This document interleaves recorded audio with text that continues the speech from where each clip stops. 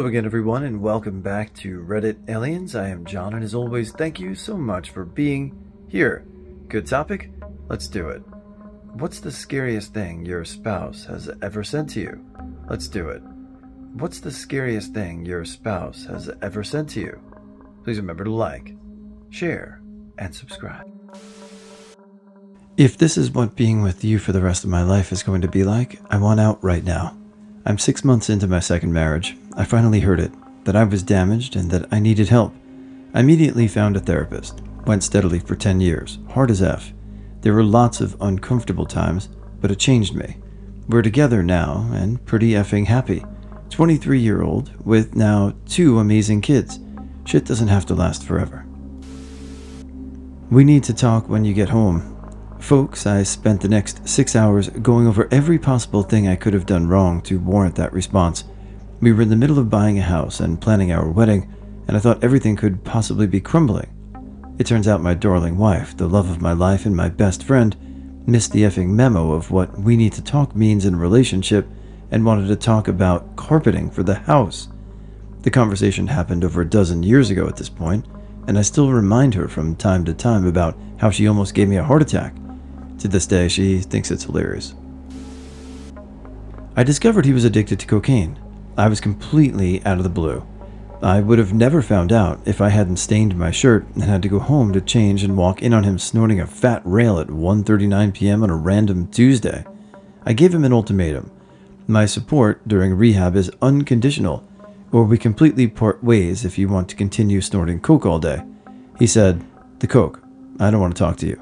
He chose coke. And we divorced, and I have no idea whether he is alive or dead. Frankly, the man I married never actually existed. I have such a bad picker, I've decided to just give up. She was filling our water bottles before coming to bed, and I was just on my phone in bed. I heard her come up the stairs, almost like she tripped on the last step, because she usually misses the last one. Just as I'm getting up to go see if she's alright, she comes flying through the bedroom door, closing it behind her. I never saw her scared like this, and I was confused until she said, "Something just followed me up the stairs." I nearly shit myself. The type of fear where tears spring to your eyes and your stomach is in knots. I'm not sure what I would have done if it were just the 2 of us alone in the house. There were others, but they were in their room and asleep. At first I thought it was the dog, but she confirmed it was very much not. There was nothing there. She claims it was a large black mass behind her that she could hear. We both had a bit of trouble going to sleep that night. All the lights downstairs just went on. There's someone in our house. I was on a business trip, and my wife called me at 3 a.m. I never felt so helpless in my life. She called the police, and they searched our home from top to bottom, but we never found out who switched on every single light on the ground floor. I can't get E to wake up. E was our 9-month-old daughter, who was near death due to severe flu-related dehydration. I was at work and broke every existing traffic law to make it home. We rushed her to the hospital, where they had to place her IV in a carotid artery due to her veins collapsing. Thanks to the amazing hospital staff, she survived with no complications. The episode scared me so bad that I was never able to carpool without me driving. I would not give up control of my ability to leave work if anything similar ever happened. This happened 31 years ago, but it's absolutely terrifying to this day. Yes, whether that was 3 years ago or 31 years ago or 300 years ago, that's going to stay with you forever. I'm very happy that it worked out. I was in the other room playing a game on the computer when my wife yelled, "He's joking!" She was watching our 8-month-old son. I'm a big guy, 6'1", 280. I've never moved so fast in my life. I don't even remember running to the living room, just as I was playing my game one moment. Next, I was on the couch with his stomach down on my knee performing the Heimlich. Heimlich didn't work at first, but I could see something in his mouth or throat. I was able to reach in and grab it. It was a tiny leaf that got brought in on, I guess, one of our shoes from outside. After that, he took a big breath and started crying. I've never been more scared in my life. We both just held him after that and calmed him down. He turned 1 this past Wednesday and is healthy as ever. Edit. I'm 6'1" tall, 280 pounds for clarification. I don't think I'd be able to move at all if it weren't for almost 1,300 pounds. My husband woke me up and said, "Tony's dead." My beloved brother Anthony, Tony, was dead. After the usual phone calls and panicked text messages hours later, I laid back down in bed to cry and hopefully take a sedated nap. Shortly after I fell asleep, it happened again. He shook me awake with tears in his eyes and said, "Honey, I'm sorry, but Rob is dead too." Rob was a very close, lifelong, and good friend of mine. Technically, also an ex-boyfriend, but we had been friends for 12 plus years. He happened to die just a few hours before my brother died, but I didn't find out until after I found out about my brother. Their deaths were unrelated in the sense that they didn't know each other and didn't die together, but fentanyl killed them both. Fentanyl. It wasn't what she said, it was what she did while saying it. She kept staring at the fire alarm while we were talking and giggling. I was trying to talk to her about her increasingly erratic and paranoid behavior, but she denied it. When I asked her why she was staring at the fire alarm, she said, "No reason," while holding back laughter. I saw her wave it and sometimes talk to it. She eventually told me she knew I was working with the FBI, and they had put cameras in the fire alarm. A few sleepless days later, she was being physically wrestled into an ambulance by paramedics so they could sedate her. She's had a similar psychotic episode every couple of years, usually lasting a few months, and has refused all medication and treatment she could. My girlfriend frequently talks in her sleep. We quite often have opposite sleep schedules due to the nature of my work, so she usually sleeps in the bed next to my desk. One night she rolled towards me, eyes still closed, and said, "Baby, tell the guy in the corner to stop staring at me." I have a habit of conversing with her when she has these little sleep comments, so I replied back, "There's nobody in the corner, dumbass." And then she almost instantly responded, "He's hiding in the shadows." She'd had a few creepy comments before that, but she never really responds when I talk back, and when she does, it's usually gibberish. It was probably the most chilling interaction we've ever had, and it's safe to say I kept looking over my shoulder for the rest of the night. My first wife had a psychotic disorder that the quacks back in the mid-70s treated with all manner of high-powered sedatives, which she gobbled down constantly and would supplement with beer and an anti-Parkinson's drug called Artane, which in large doses causes hallucinations and, of course, more psychosis. One day, she went semi-catatonic and sat staring at the same spot on the floor, repeating the phrase, "I'm a bag with eyes," over and over again for more than 12 hours before going into convulsions and being hospitalized. I was pretty crazy myself, but I was only 18 years old. That was scary at the time. My husband sent me a garbled text from work when he worked at a movie theater when we were dating. There had been a gang fight in the parking lot, and when he saw one of the kids go down, on instinct, he ran out to see if the person hit was okay. While my husband was bent over the person on the ground, someone came up behind him and hit him in the back of the head with a metal pipe. So the text he then sent me was totally jumbled since he had a concussion. He was okay, but he still has pain in that area 10 plus years later. The scariest one I ever sent him was also when we were dating, and I'd been given a drug at a bar. I sent him a very misspelled text that didn't tell him I was alright, just that I was worried. He didn't know until hours later that my friends had gotten me home okay, and I was fine, because I lost a few hours. I don't know what I was even doing. I think just lying on my bedroom floor, but I have no memory whatsoever of any time passing. But I literally sent him that text and then lost the next couple of hours.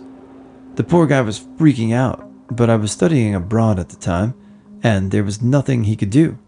I felt so bad later that I sent him that and didn't add that I was okay. I had known my partner for 11 years, as my best friend before we were even physically involved. We both had other partners, and over time we found ourselves both single and our friendship turned romantic. The night I summoned the courage to ask my now wife to marry me, she happily said yes, and then broke down in tears. Confused, I asked why, and she began to tell me about the years of abuse that happened in her own family. Even as close friends, she had never told me this before until I asked her to marry me, and I think she was scared I wouldn't want to still be with her, even though in the end it wasn't her fault, as she was the victim.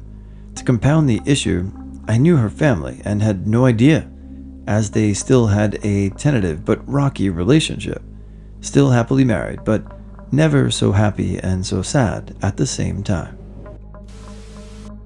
We just moved into our new home built in the 1890s. I was awakened by my husband shaking my shoulders, and he said, "Do you see that man in the corner?" I replied, "What man?" He pointed to the corner of our pitch-black bedroom and said, "The man standing right there," then proceeded to roll over and go back to sleep. I stayed awake all night, staring into the corner. "It's fine. I'm just going to leave here, get my gun, and put a bullet through my brain, so I love you." At the time, he was my fiancé, and standing in my living room. We were going to get married in 2 months. He said this, completely calm with utterly no emotion, because he found out he flunked an easy class in medical school. The class was literally about communicating your feelings in a healthy way, plus bedside manner. I ended up begging him not to for 2 hours while crying hysterically. He was emotionless the whole time. After that, he insisted that he would try not to, but he still might. I would know his decision, he said, if he ended up calling me before bed. He also made sure to tell me that if I told his parents about any of it, he would kill himself, and it would be my fault. I tried to stop him from leaving, because I was still frightened he would kill himself, but he forced me out of the way while yelling that I couldn't keep him somewhere he didn't want to be. Fast forward to now. We were married for 5 years, during which his behavior was more extreme. During our marriage, he would openly speculate whether he's a sociopath. We divorced, he remarried quickly, and now he has 2 children. I hope he's not a sociopath for the sake of his current wife and kids, but he's still speculating. We didn't know at the time, but for 3 of the 5 years we were together, I was on Zoloft for depression from PTSD from when I was in the military, and it was making me wildly manic and manic-depressive all the time because I'm a rapid cycling bipolar 1 person and I was undiagnosed. Towards the end of our relationship, when I was manic, I was convinced she was cheating with a male friend of hers and hanging around with him too much and suggested divorce, which she went through. During that period, she said, "I know that there's something fundamentally wrong and broken with you, and that it'll probably be the reason you die. And I just don't care anymore." When my ex-husband was concussed, he woke up okay, but as the minutes passed, you could see the fear developing in his eyes as he started to lose the ability to speak real words. All that was coming out of his mouth was complete gibberish. I knew he was trying to ask me a question by the way he was saying it, but all I could do was try to keep him calm. The second was when he screamed at me that he didn't effing care about me anymore at the end of our marriage. He stated that the relationship with his intern was more important than our marriage and that I was easy to forget about. "Please push. I can't lose you both." I was 10 centimeters dilated. I couldn't push because epidurals had stopped coming down the birth canal. There were doctors and nurses everywhere. My whole world had been slowed right down. I was just in shock. The doctor told my husband that if I didn't push now, my preeclampsia put me at a huge risk of a seizure, and our daughter and I were close to death. He grabbed my leg and put it over his shoulder. He had tears in his eyes, and he said that. It snapped me out of my fuzz, and 4 pushes later, our daughter came out completely silent and purple. After 4 minutes of resuscitation, she whimpered, and bloody hell, it was the best noise ever. She's nearly 6, and I'll never forget the sheer fear in his face when he thought he'd be alone. "Can you come to X hospital at 2 a.m.? My husband was at his best friend's bachelor party. He was assaulted by some asshat high on coke who saw him walking with the groom arm in arm to a bar and thought they were gay, in an Eastern European country. He was headbutted and then punched several times when he was on the ground. The groom had a bloody nose and another friend had a fractured orbital socket that he was advised surgery for. They were trying to pull the massive skinhead guy off my husband and got elbows to the face. I rushed to the hospital and walked up to him after arguing with the staff to let me see him with bloody gauze covering most of his face and down his sweater. I was absolutely terrified that he had lost his eye. Thankfully, the cut around his eye socket missed his eye by a few millimeters. He needed 14 stitches to his face where his glasses cut the skin around one eye, broke his nose, and both maxillary sinuses. The worst part was that when they were setting his nose, they did it with very little anesthesia because he had been drinking. I will have dementia lying on my deathbed, and I will never forget how he screamed when they did that. He still has sinus issues to this day 5 years later. I had to have surgery on them once, but it hasn't fixed the problem. He will probably never smell anything again. The assailant was caught immediately, as there were cops standing about 50 meters away. He went to prison for 4 years. He had previous arrest for assault, and was only released from prison 2 weeks before assaulting my husband. His defense was that he just found out his cellmate had killed himself and decided to go out and blow off some steam.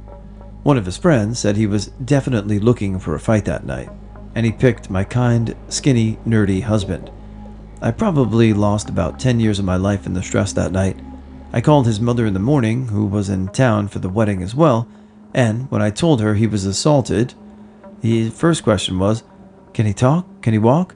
And my blood ran cold, realizing how much worse it could have been.